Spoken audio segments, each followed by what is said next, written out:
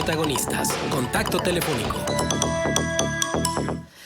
Y vamos a recibir ya a Paula Saucedo, oficial del Programa de Protección y Defensa de Artículo 19, para hablar sobre esta investigación sobre libertad de expresión que se tituló Distorsión y que la verdad de las cosas es que incide sobre cómo estamos en esta materia en el país. Muchísimas gracias, Paula, por estar con nosotros. Saludamos Manuel Cerrato, Marcela Pámanes, en este espacio de contextos desde la comarca lagunera. Hola, ¿cómo están, Marcela, Manuel? Buenos días. Pues gracias por estar y gracias por incidir en un tema que nosotros consideramos que es fundamental, es de vital importancia en un sistema democrático como que el que se supone que estamos inmersos, en el que vivimos. ¿Cómo están las cosas? ¿Cuáles son las conclusiones después de esta seria investigación? ¿Hay riesgos para la libertad de expresión? ¿Estamos bien utilizando la libertad de expresión para hacer un constructo de una ciudadanía y de una democratización del día a día, no solamente de los procesos electorales? Pues mira, yo te diría que de parte de las y los periodistas y los medios de comunicación se ejerce la libertad de expresión de una forma pues buena y como es como tu derecho y el derecho de informar. Sin embargo, aquí el problema viene en las garantías para el pleno ejercicio de la libertad de expresión y el derecho a informar. Desafortunadamente el panorama no es bueno. De 2019 a 2020, con base en el registro que nosotros tenemos en el artículo 19 de ataques contra periodistas y medios de comunicación en vínculo con su labor, pues las agresiones crecieron en un casi 14%, en 13.6% en comparación con el 2019, y registramos 692 ataques, dentro de ellos 6 asesinatos de periodistas en directo vínculo con su labor. Y de esta cantidad, de las 692, casi el 50%, 49.56, fueron perpetradas por integrantes del Estado, lo que hace muchísimo más severo y pues más grave el problema. Cuando se habla de agresiones y de asesinatos de personas que ejercen el periodismo, ¿hay algún tema en particular que propicie estas agresiones que luego terminan con la vida de las personas? Pues mira, dentro de las, digamos, coberturas o temas que nosotros registramos o las fuentes que estaban haciéndolas y los periodistas y los medios de comunicación que recibieron los ataques, la mayoría, más o menos el 43%, cubrían o estaban cubriendo la fuente de corrupción y política, seguido de seguridad y justicia. Pero mira, por ejemplo, entre corrupción y política, que corrupción y política es alrededor del 43%, el segundo lugar, que es seguridad y justicia, con el 19% del total de los ataques. Entonces, hay otras coberturas que también registramos como derechos humanos, que creció muchísimo por justamente por la pandemia, por cubrir cuestiones vinculadas al derecho a la salud, pero sí, corrupción y política es la fuente, la cobertura que más genera agresiones contra periodistas. Ajá. Las posturas del presidente Andrés Manuel López Obrador, muchas de las veces dictadas desde la mañanera, es decir, su espacio, el espacio que tiene una cobertura pues nacional, están dirigidas a atacar a ciertos periodistas que han sido blanco de su descalificación casi prácticamente desde el inicio de su sexenio. ¿Esto exacerba el ánimo contra los periodistas y la descalificación que luego se hace de manera tan fácil y tan recurrente? Sí, definitivamente. Justamente cuando la cabeza de un Estado, en este caso el presidente López Obrador, estigmatiza a la prensa, criminaliza a la prensa y su labor, lo que hace es dividir a la opinión pública entre las y los buenos periodistas, ¿no? Entre las y los periodistas y medios de comunicación que se justifica que sean atacados por una serie de calificativos que da el presidente, lo cual es completamente contrario al mismo derecho a la libertad de expresión, a los estándares internacionales de libertad de expresión que justamente establecen que personas funcionarias públicas, por el carácter de sus funciones, deben tolerar la crítica porque tienen más niveles de escrutinio justamente por el carácter de las funciones que hacen. Entonces, precisamente en el informe anual de artículo 19, después de funcionarias y funcionarios públicos, particulares son quienes más agredieron a la prensa, porque parece, como se titula el capítulo 3 de este informe, que cuando no hay nada que enfrente a la impunidad, cuando hay estigmatización contra los periodistas, pues pareciera que se da un permiso para agredir a la prensa. Parte de lo que ustedes desarrollan en Distorsión, esta investigación que han hecho, hay un apartado que tiene que ver con la sobreregulación que se intenta hacer desde el periodismo digital, desde todo lo que circula por Internet. Y finalmente hay por ahí también un tema de una distorsión de lo que son los derechos humanos y los cánones internacionales que los rigen en este momento. En ese sentido, ¿cómo estamos en México y cuáles son los peligros? ¿Realmente se alcanzará esta sobreregulación? O, por ejemplo, la elección del 6 de junio es fundamental para equilibrar la fuerza y el poder de un partido frente a la nación en función de la sobrerepresentación que existe. Pues mira, justamente hay una cuestión muy importante referente a las elecciones. Nosotros desde Artículo 19 hemos documentado agresiones contra periodistas vinculadas a las coberturas electorales desde ya hace varios años, y justamente hemos siempre registrado un incremento importante de más del 10-15% de las agresiones contra periodistas. El que se busque entrar a Internet es un claro inhibe la libertad de expresión, porque la mayoría de las regulaciones promueven restricciones que amedrentan los derechos humanos, porque son muy ambiguas, son muy generales, porque históricamente las autoridades lo han hecho o han utilizado de forma arbitraria este tipo como de iniciativas. Y sí creo que en la pandemia, por ejemplo, lo vimos, la importancia del periodismo para robustecer el debate público sobre qué tan buenas son o están siendo las medidas para la pandemia. Ahora en el contexto electoral, justamente, que es uno de los grandes elementos de la democracia, sin una prensa libre, sin una prensa que no tenga pues miedo a ninguna represalia, sin que se pueda ejercer el periodismo libremente y plenamente, difícilmente vamos a poder hablar de una democracia plena, porque justamente el periodismo en un país como México tan impune y con muchos conflictos de interés, el periodismo juega también como una especie de contrapoder, porque te da la información que necesitamos justamente para tener mejores decisiones. ¿Qué tal, Paula? Buen día, saluda a Manuel Cerrato. Hola, Manuel, ¿cómo estás? Muy bien, gracias. ¿Tú? Bien, también. Muy completo el estudio. También me llama la atención este dato que ustedes aportan de que de las 343 agresiones cometidas por autoridades, 144 corresponden a corporaciones civiles de seguridad y hacen el apunte, lo que confirma la naturaleza profundamente represora de las policías en México. Y esto también lo podemos comparar con estas clasificaciones mundiales de libertad de expresión que hace Reporteros Sin Fronteras, donde está nuestro país en el sitio 143 de 180 naciones evaluadas. Estamos por debajo de la India y apenas por encima de países como Camboya, Pakistán, Argelia, Venezuela y Honduras. Ustedes proponen al final una agenda de 36 acciones en pro de la libertad de expresión, muchas de ellas que se han propuesto desde hace muchísimo tiempo, pero que obviamente siguen siendo necesarias. Siguen hablando de el drama prácticamente que hay en medio de esta situación del riesgo que tiene la libertad de expresión y el derecho a la información en nuestro país.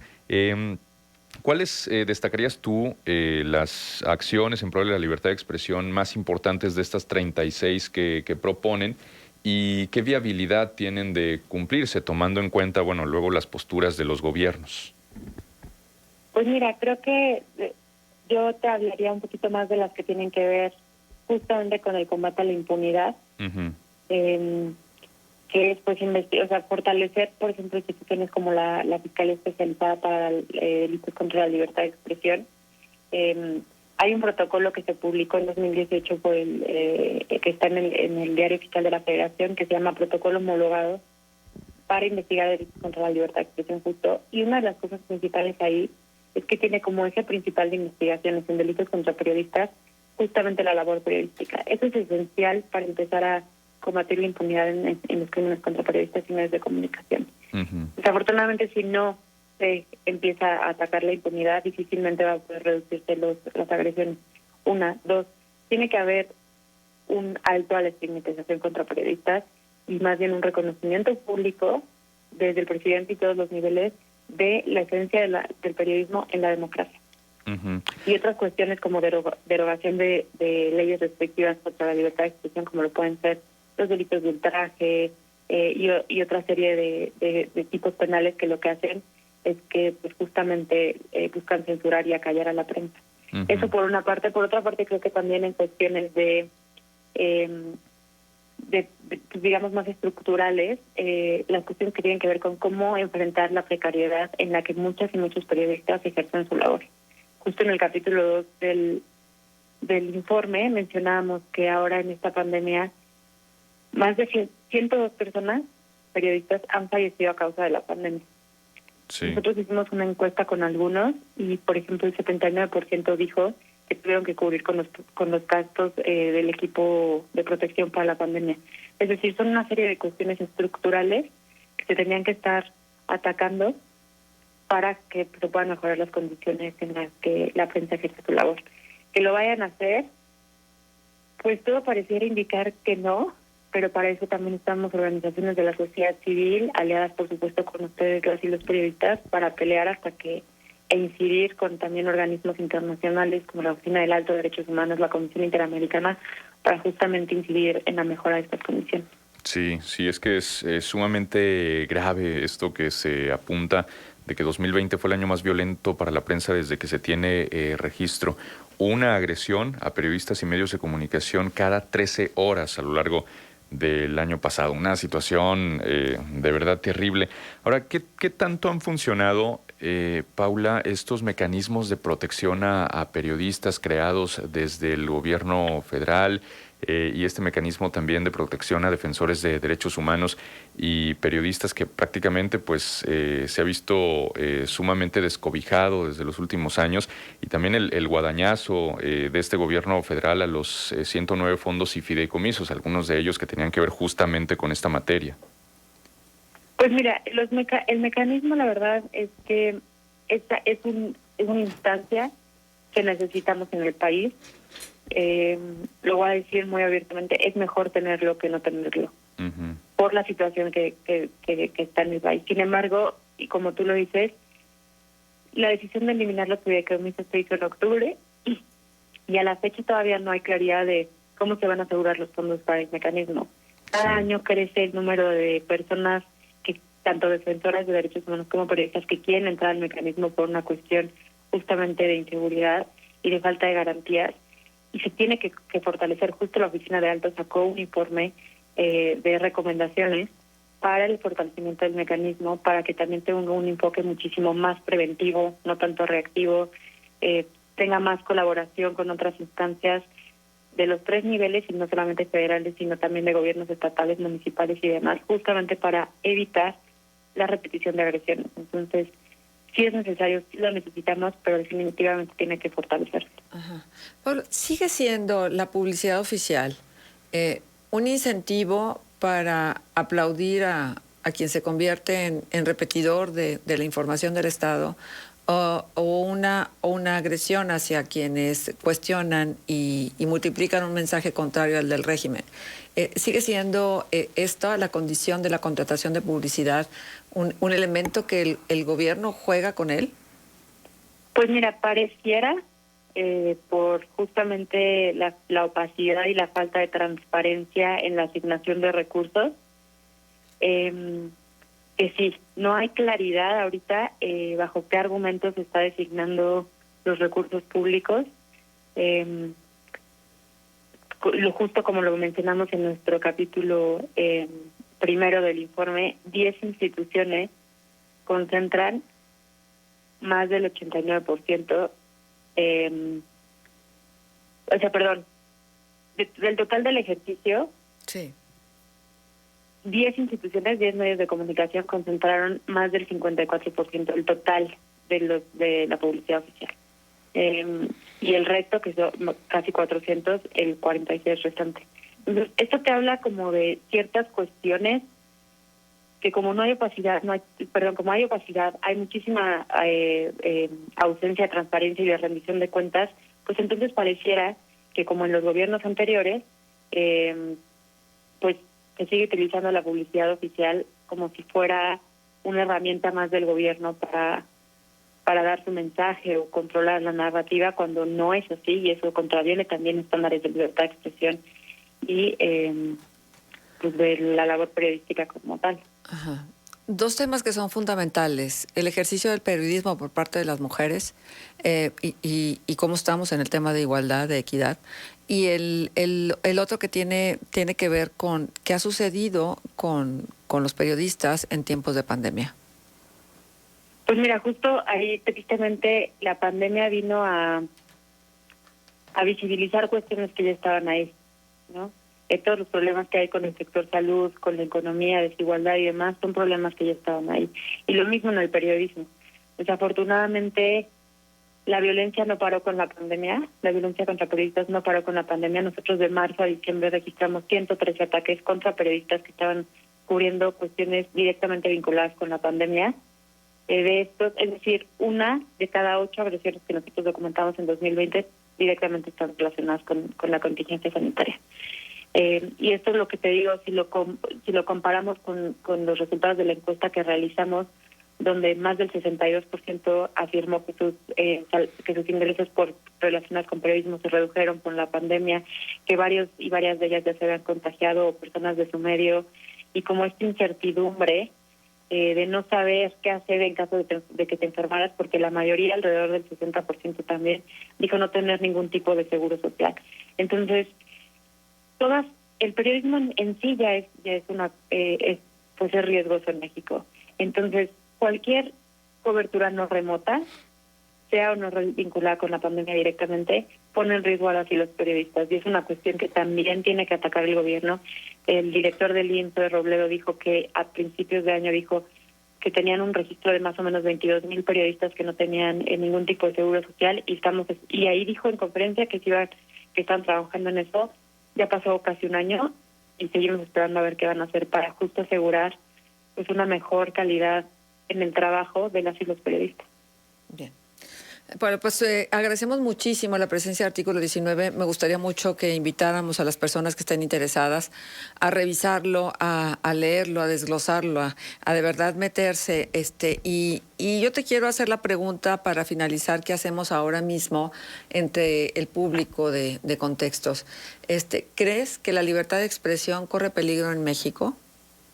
Sí, la libertad de expresión pues está bajo asedio en México. Y algo muy importante, y para quienes nos estén escuchando, es las y los periodistas son parte, y repito, reiterar todo el tiempo, esencial de la democracia. Es algo que necesitamos para que nos llegue la información a las y los mexicanos. Lo necesitamos y por tanto debemos de respetar la labor que hacen, no caer en el juego y la manipulación del discurso del presidente y otras autoridades en dividir el debate público sobre las y los periodistas. Hay que respetar a las y los periodistas. Por ejemplo, un claro ejemplo, las protestas sociales. Se necesita la presencia del periodismo para llevar el mensaje de las razones que llevan a la protección del espacio cívico. Entonces, más bien, hay que conocerlos más. El periodismo es nuestro aliado para muchísimas cosas, para enterarnos de muchísimas cosas que está haciendo el gobierno mal y bien también. Entonces, solamente no caer en ese juego, también abstenerse de agredir, ¿no?, al periodista y a los medios de comunicación. Exacto. Bueno, entonces, decía que es importante que la gente pueda acceder a Distorsión y lo pueda hacer directamente en la página de Artículo 19. En la página de Artículo 19 pueden entrar, que es articulo19.org, y ahí también hay una especie como de micrositio que se llama Distorsión, y ahí pueden ver como los videos y varias cuestiones y por supuesto todo el informe 2020. El discurso contra la realidad, el informe anual 2020 que ustedes hacen. Sí, muy completo. Y aparte, Paula, yo quisiera destacar también las ilustraciones bastante creativas. De veras un documento bastante útil que está ahí disponible para descarga gratuita, como los informes de Artículo 19. Ojalá que mucha gente pueda acceder a él. Así es, muchísimas gracias. Sí. Muchísimas gracias, Paula. Gracias. Y por acá nos están preguntando, nos dicen primero excelente entrevista por un WhatsApp. En otro WhatsApp nos dice cuáles son los números de ataques de AMLO en comparación a otros sexenios. No sé a qué se refiere, si se refiere a agresiones, a muertes de periodistas, pero esos no son ataques directos del presidente, sino es la estructura de poder. Sí, así de subjetivo es la clasificación que podamos hacer de las agresiones, porque luego, desgraciadamente, en esto también no siempre se detectan a quienes son los verdaderos y auténticos responsables de las agresiones y la muerte de los periodistas. Seguimos insistiendo en que sería bueno que le dieran un vistazo aquí a este capítulo de distorsión que habla precisamente sobre las condiciones de la libertad de expresión. El discurso contra la realidad se llama Informe Anual 2020. Sí, y nada más repasar un poco las cifras. 2020, el año más violento para la prensa desde que se tiene registro, 692 ataques a periodistas y medios de comunicación, o sea, 1 cada 13 horas. Esto significa un aumento de 13.6% con relación a 2019. Se han contabilizado además 6 homicidios de comunicadores, sumando así 17 en lo que va de la actual administración federal. Esto que apunta el informe, distorsión, el discurso contra la realidad, se subraya que durante el gobierno de Andrés Manuel López Obrador, un gobierno que se autoproclama defensor de las libertades, pues han persistido las dinámicas de estigmatización de la prensa, censura, violación de derechos humanos y debilitamiento o abandono de las instituciones creadas para hacerle contrapeso al poder. También este otro dato de que el 49.5% de las agresiones que sufrió la prensa el año pasado, la mitad prácticamente fueron perpetradas por agentes del Estado, 29.4% más que en 2019. Algunas de las cifras de este reporte muy completo. Ojalá que lo puedan revisar. Se descarga de forma gratuita ahí en la página. Así es. Son las 8:04. Es tiempo de pausa. Volvemos ya. Contextos. El programa líder en la radio.